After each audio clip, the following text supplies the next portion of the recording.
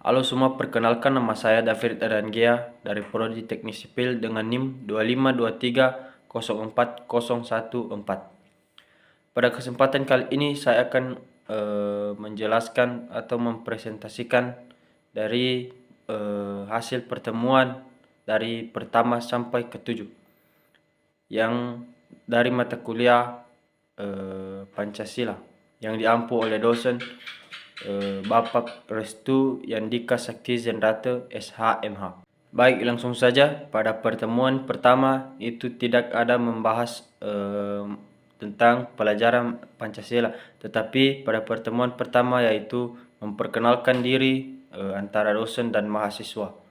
Dan pada hari yang kedua yaitu membahas tentang latar belakang Pancasila, yang dimana latar belakang Pancasila adalah proses diskusi panjang dalam Badan Penyelidik Usaha-Usaha Persiapan Kemerdekaan Indonesia yang disebut BPUPKI, yang dibentuk Jepang pada 29 April 1945 sebagai respon atas janji kemerdekaan. Sidang BPUPKI yang berlangsung dari 29 Mei hingga 1 Juni 1945 melahirkan rumusan dasar negara yang kemudian dikenal sebagai Pancasila, yang disampaikan oleh Insinyur Soekarno pada 1 Juni 1945, yang kemudian menjadi dasar negara Republik Indonesia. Seterusnya pada pertemuan ketiga membahas tentang Pancasila sebagai kajian negara Indonesia, yaitu yang dimana dasar negara yang menjadi pedoman dalam mengatur pemerintahan dan penyelenggaraan negara serta falsafah hidup bangsa yang menggali nilai-nilai dari sejarah kebudayaan dan adat istiadat Indonesia. Kajian ini meliputi sejarah perumusan Pancasila sejak masa prakemerdekaan hingga era reformasi, kedudukannya sebagai dasar hukum tertinggi, serta fungsinya sebagai ideologi bangsa dan cita-cita bersama. Makna Pancasila sebagai dasar negara, yaitu salah satunya pedoman dan prinsip. Pancasila menjadi landasan filosofis dan prinsip dasar untuk mengatur kehidupan berbangsa dan bernegara. Yang kedua yaitu sumber hukum. Pancasila adalah sumber dari segala sumber hukum, sehingga semua peraturan perundang-undangan harus bersumber dan selaras dengannya. Yang ketiga itu cerminan kepribadian bangsa, yang dimana Pancasila ini merupakan cerminan kepribadian bangsa Indonesia, lahir dari pengalaman dan sejarahnya sendiri. Kajian historis dan perkembangan Pancasila yaitu produk autentik. Pancasila adalah autentik dari para pendiri bangsa Indonesia, berakar dari sejarah. Nilai-nilai Pancasila sudah ada sejak masa kerajaan kuno di Indonesia dan kemudian termanifestasi dalam perjuangan kemerdekaan. Yang ketiga yaitu tahapan perkembangan Pancasila mengalami berbagai tahapan perkembangan, yaitu era kemerdekaan, Orde Lama, Orde Baru, hingga reformasi, namun tetap kokoh sebagai pilihan terbaik bangsa. Pada pertemuan yang keempat yaitu membahas tentang permasalahan-permasalahan yang ada di Indonesia serta solusi-solusi yang dikerjakan oleh mahasiswa. Yang pada saat itu relatif permasalahan yang ada pada Indonesia yang diserahkan oleh mahasiswa itu mulai dari demo dan angka kemiskinan, pendidikan rendah, pengangguran, korupsi, masalah lingkungan, seperti polusi dan kesenjangan sosial dan hukum. Solusi bervariasi yang dijelaskan oleh para mahasiswa yaitu mulai dari peningkatan kualitas pendidikan dan pelatihan keterampilan, reformasi kebijakan untuk mengendalikan korupsi, penguatan regulasi lingkungan, pemberdayaan ekonomi, hingga penegakan hukum yang adil. Pertemuan yang kelima membahas tentang pengesahan Pancasila. Pancasila juga merupakan hasil dari sintetis nilai budaya, agama, dan kearifan lokal yang digabungkan oleh para pendiri bangsa pada tahun 1945. Dengan begitu, Pancasila diterima oleh seluruh rakyat Indonesia tanpa memandang suku, agama, maupun golongan. Pancasila berfungsi sebagai pemersatu bangsa di tengah keberagaman Indonesia yang sangat luas, baik dari sisi etnis, agama, bahasa, maupun budaya.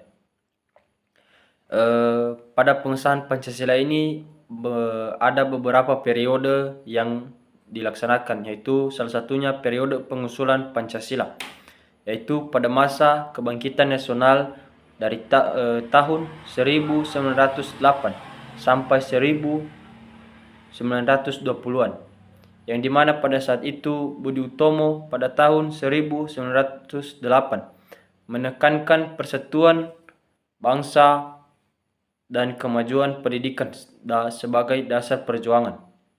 Yang kedua, pada Syarikat Islam pada tahun 1911 mengedepankan nilai ketuhanan, keadilan, dan persaudaraan dalam gerakan sosial politik. Yang ketiga, yang diberikan oleh Indis Party pada tahun 1912, yang dimana didirikan oleh dua Dekker, Dr. Cipto Mangkusumo dan Ki Hajar Dewantara. Gagasan menekankan nasionalisme radikal dan kemerdekaan bangsa. Dan kedua yaitu Sumpah Pemuda 1928,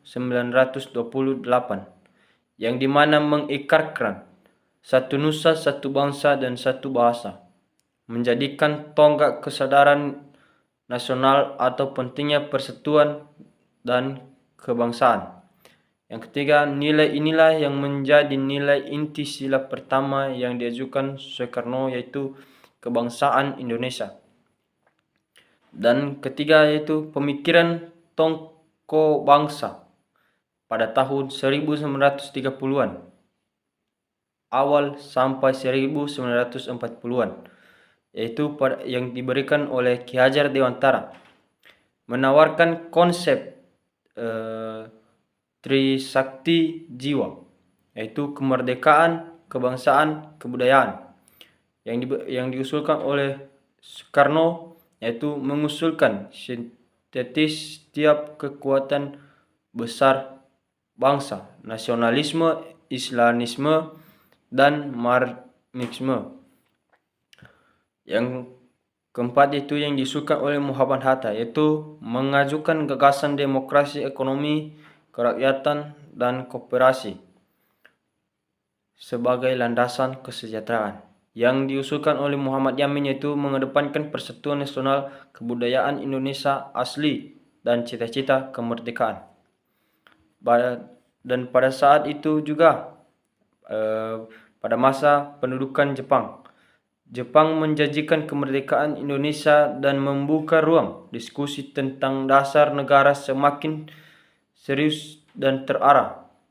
Yang ketiga, nilai-nilai ketuhanan, kebangsaan, demokrasi, manusia, dan keadilan sosial yang telah lama berkembang semakin dipertegas untuk dijadikan dasar Indonesia merdeka. Kesimpulannya, pada periode pengusulan Pancasila ini yaitu sebelum BPUPKI, Pancasila telah memiliki akar yang kuat dalam sejarah perjuangan bangsa. Ia lahir dari proses panjang, mulai dari kebangkitan nasional, Sumpah Pemuda, pemikir tokoh bangsa, hingga masa pendudukan Jepang. Nilai-nilai yang kemudian dirumuskan secara resmi dalam BPUPKI sesungguhnya telah lama tumbuh dalam jiwa bangsa Indonesia. Yang dimana periode yang kedua yaitu periode perumusan Pancasila. Periode perumusan Pancasila ini yaitu ada poin-poin dan penjelasan, yaitu pada sidang pertama BPUPKI 29 Mei sampai 1 Juni 1945. Tujuan membahas dasar negara Indonesia merdeka, yaitu menyampaikan usulan dasar negara yang diberikan oleh Muhammad Yamin pada 29 Mei 1945. 5 asas yaitu peri kebangsaan, peri kemanusiaan, peri ketuhanan, peri kerakyatan, kesejahteraan rakyat, yang diberikan oleh Supomo pada 31 Mei 1945, yaitu 5 asas: persatuan, kekeluargaan, keseimbangan lahir batin, musyawarah, dan keadilan rakyat, yang diberikan oleh Soekarno pada 1 Juni 1945. 5 asas kebangsaan Indonesia: internasionalisme, kemanusiaan, mufakat demokrasi, kesejahteraan sosial, ketuhanan yang berbudaya. Nama Pancasila pertama kali disebutkan oleh Soekarno. ada yaitu pembentukan Panitia 9 pada tanggal 22 Juni 1945, terdiri dari tokoh nasionalisme Islam untuk mencari jalan tengah, melahirkan Piagam Jakarta, Jakarta Charter. Dalam Piagam Jakarta, rumusan Pancasila dengan sila pertama berbunyi, ketuhanan dengan kewajiban menjalankan syariat Islam bagi pemeluk-pemeluknya.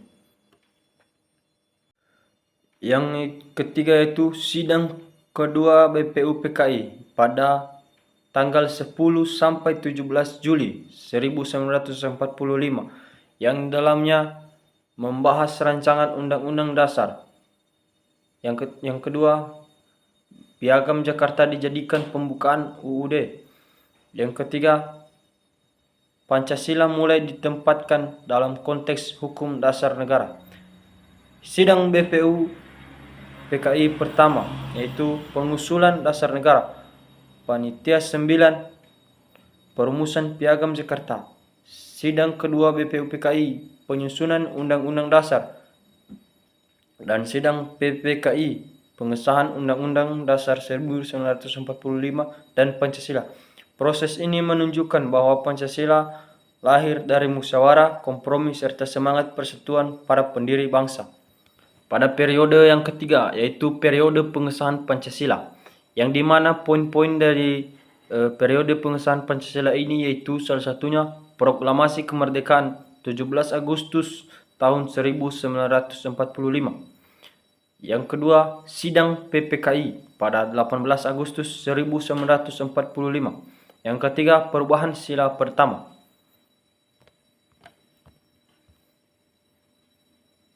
Dan yang keempat yaitu pengesahan Pancasila sebagai dasar negara. Periode pengesahan Pancasila ditandai dengan sidang PPKI pada tanggal 18 Agustus 1945. Pada sidang ini, Pancasila yang telah dirumuskan sebelumnya disahkan melalui pembukaan Undang-Undang Dasar tahun 1945 dengan perubahan pada nilai pertama. Proses ini menegaskan Pancasila sebagai dasar negara yang bersifat inklusif, menyatukan seluruh rakyat Indonesia dalam keberagaman. Baik, selanjutnya pada pertemuan yang ke-6 yaitu salah satunya mengenai yang dibahas pada pertemuan yang ke-6 yaitu 1. Menelusuri konsep negara. Yang kedua, menelusuri konsep negara, bentuk negara, dan pemerintahan. Yang ketiga, konsep tujuan negara. Yang keempat, konsep dan urgensi dasar negara. Yang kelima, alasan diperlukan kajian Pancasila sebagai dasar negara. Dan pada pertemuan yang ketujuh membahas tentang kedudukan Pancasila sebagai dasar negara, sumber yuridis, historis, sosiologis, politis Pancasila sebagai dasar negara. Yang kedua, dinamika dan tantangan Pancasila sebagai dasar negara. Yang ketiga, efisiensi dan urgensi Pancasila sebagai dasar negara. Yang keempat, Pancasila sebagai dasar negara. Yang kelima, hubungan Pancasila dengan Proklamasi Kemerdekaan Republik Indonesia. Yang keenam, hubungan Pancasila dengan pembukaan Undang-Undang Dasar 1945. Yang ketujuh, penjabaran Pancasila dalam pasal-pasal Undang-Undang Dasar Negara Republik Indonesia tahun 1945. Baik, sekian penjelasan saya dari chapter review mulai dari pertemuan pertama hingga pertemuan ketujuh pada mata kuliah Pancasila. Mohon maaf bila ada kekurangan dalam penyampaian saya dalam menjelaskan materi. Sekian dari saya ucapkan terima kasih. Yahoo!